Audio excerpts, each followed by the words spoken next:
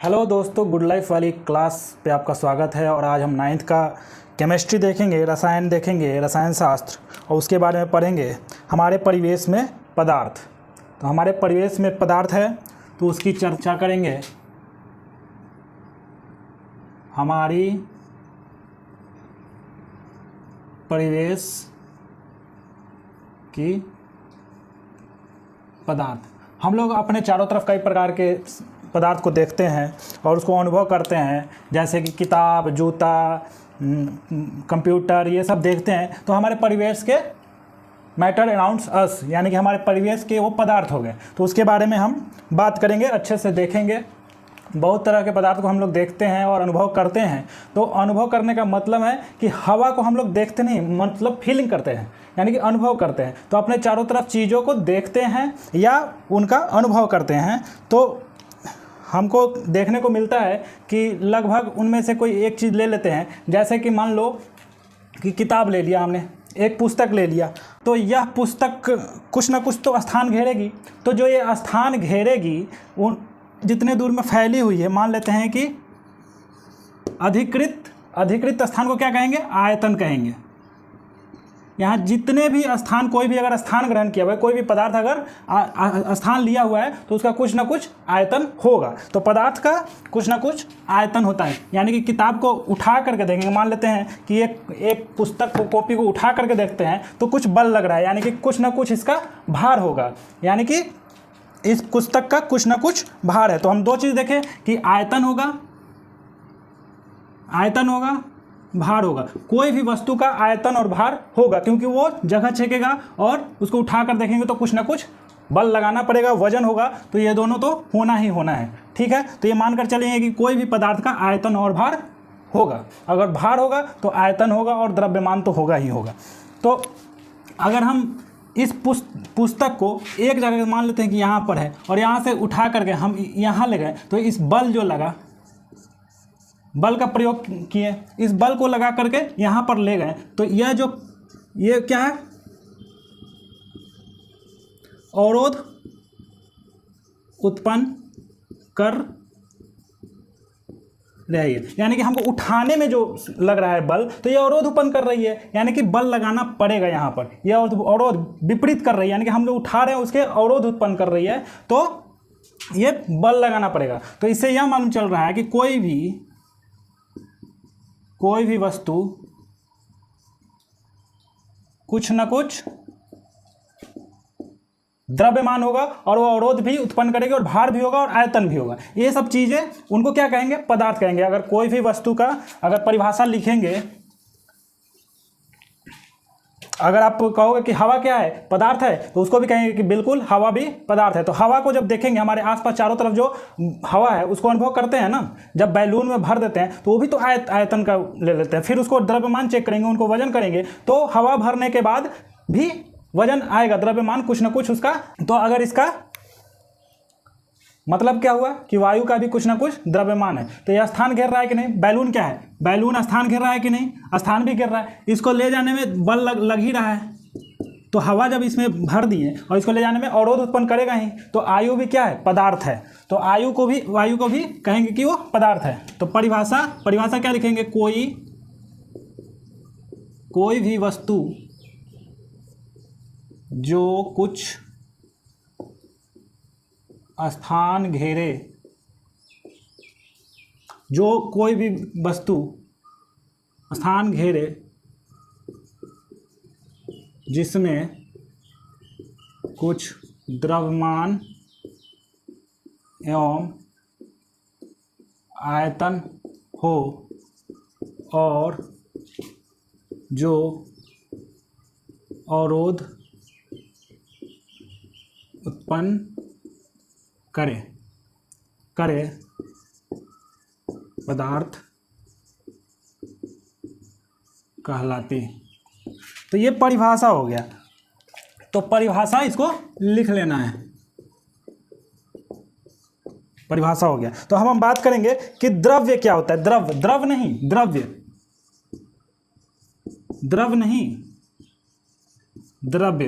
क्या होता है? तो द्रव्य की बात करेंगे तो द्रव्य एक प्रकार का पदार्थ ही है। यानी कि चीनी क्या है, चीनी क्या है, भौतिक प्रक्रिया द्वारा किसी दूसरे चीज में हम नहीं बदल सकते हैं, विभक्त नहीं कर सकते हैं। चीनी को हम बांट सकते हैं, नहीं बांट सकते हैं। तो ये क्या हो जाएगा, कोई भी भौतिक प्रक्रिया द्वारा इसको दूसरे चीज में नहीं ये कर सकते। यानी कि पिघला दिए, गर्म करके क्या कर सकते, पिघला दिए और फिर ठंडा किए, ठंडा कर दिए, फिर पिघला दिए, ठंडा करिए, फिर वाष्पीकृत कर दिए, तो क्या हो गया, ये फिर से चीनी के रूप में आ जाएगा। यानी कि दूसरा चीज में तोड़ नहीं सकते, विभक्त नहीं कर सकते, यानी कि चीनी आ जाएगी। कोई भी भौतिक प्रक्रिया द्वारा पदार्थ के अन्य प्रकारों में विभक्त नहीं किया जाता, कोई भी प्रक्रिया द्वारा, भौतिक प्रक्रिया द्वारा, तो उसको द्रव्य करेंगे। तो द्रव्य की परिभाषा लिख सकते हैं, द्रव्य एक प्रकार का पदार्थ है जिसे किसी भी भौतिक प्रक्रिया सहायता से पदार्थ के अन्य प्रकारों में विभक्त नहीं किया जा सकता है।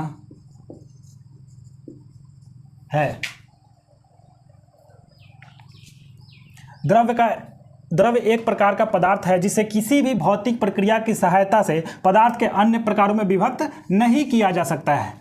तो यह स्पष्ट रूप से दिख रहा है कि द्रव्य को विभक्त नहीं किया जा सकता है। जैसे क्या लिख सकते हैं,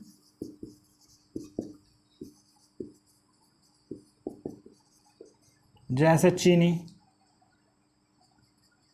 NaCl, सोडियम क्लोराइड,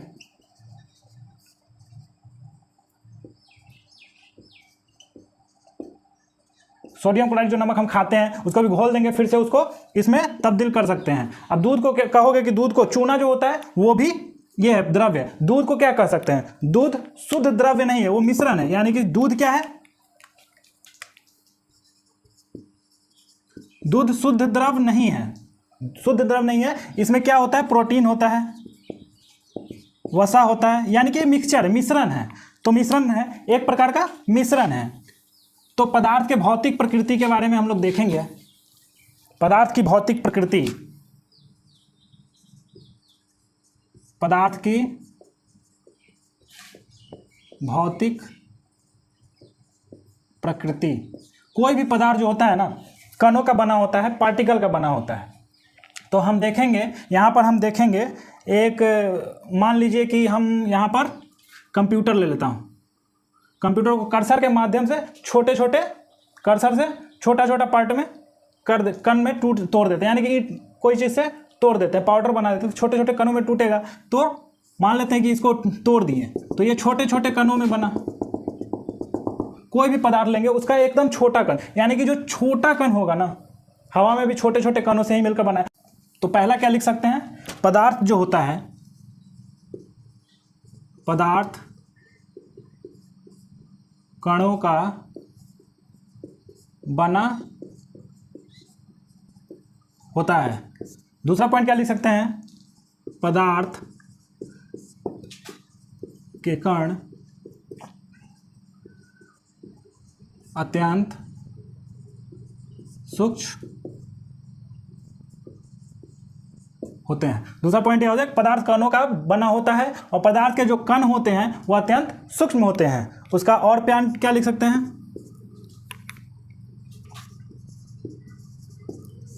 पदार्थ के कण हमेशा गतिशील होते हैं। अब लोहे के एक टुकड़े को लेते हैं, उसमें जो कण है वो हमेशा गतिशील रहेंगे, उसके जो कण होंगे वो गतिशील होंगे। तो इसको प्रैक्टिकल करके हम देखेंगे कि उस लोहे के टुकड़े को आग पे अगर हम रखते हैं तो आपको पता है कि हाँ, लोहार क्या करता है, उसको हथौड़े से पीट सकते हैं, रूप बदलता है। और हम अगर उसको पकड़ते हैं अगर ऐसे, तो वहाँ पर एक मुहाने को अगर गर्म करेंगे तो हमारा हाथ भी धीरे धीरे जलने लगेगा, क्योंकि वहाँ पर कणों का गति हो रहा है, यानी कि वहाँ पर हमेशा गतिशील रहता है, कण गतिशील रहता है। तो पदार्थ के कण हमेशा गतिशील होते हैं। तो तीसरा पॉइंट ये यानी पदार्थ के कणों का बना होता है, पदार्थ के कण अत्यंत सूक्ष्म होते हैं, वो आँख से नेक्ड आई से नहीं दिखते हैं, और उसके बाद पदार्थ के कण हमेशा गतिशील होते हैं, यानी कि पदार्थ के कण अनवरत गतिशील रहते हैं या होते हैं। उसके बाद चौथा पॉइंट क्या लिख सकते हैं, एक चीज़ और नोट में लिख लेना है, ताप बढ़ने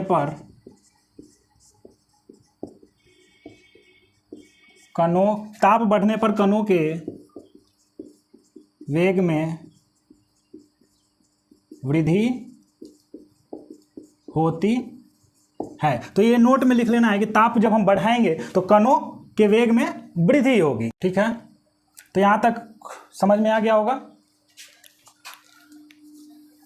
हम लोग वायु में देखते हैं कि गर्म वायु क्या होता है।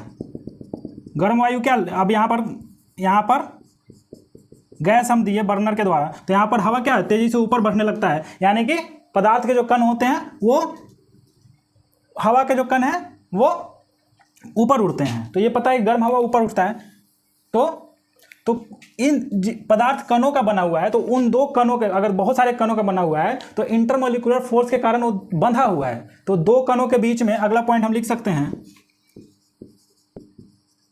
पदार्थ के कण एक दूसरे आकर्षित करते हैं। तो चौथा पॉइंट लिख लेंगे कि पदार्थ के कण एक दूसरे को आकर्षित करते हैं, और उस आकर्षण बल को क्या कर सकते हैं, उस आकर्षण बल को अंतरा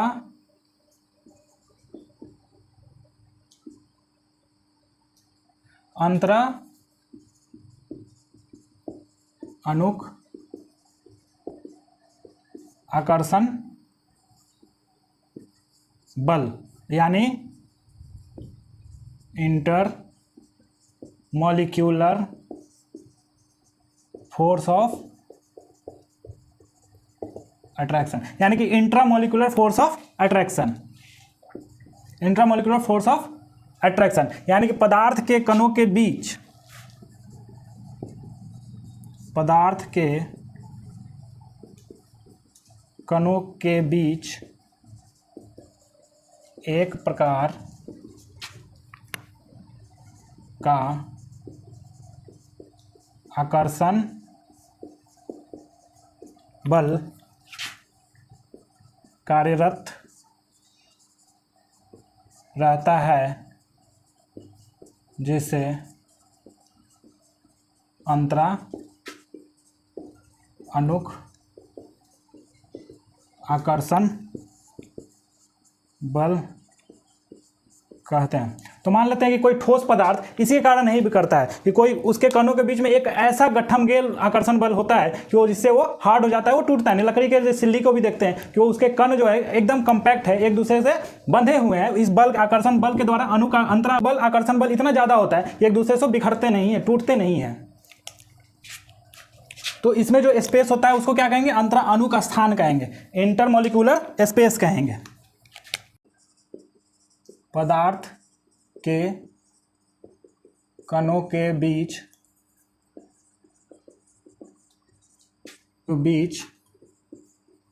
रिक्त स्थान होता है, जिसे अंतरा अनुक स्थान, इंटर मॉलिक्यूलर स्पेस, अंतरा अनुक स्थान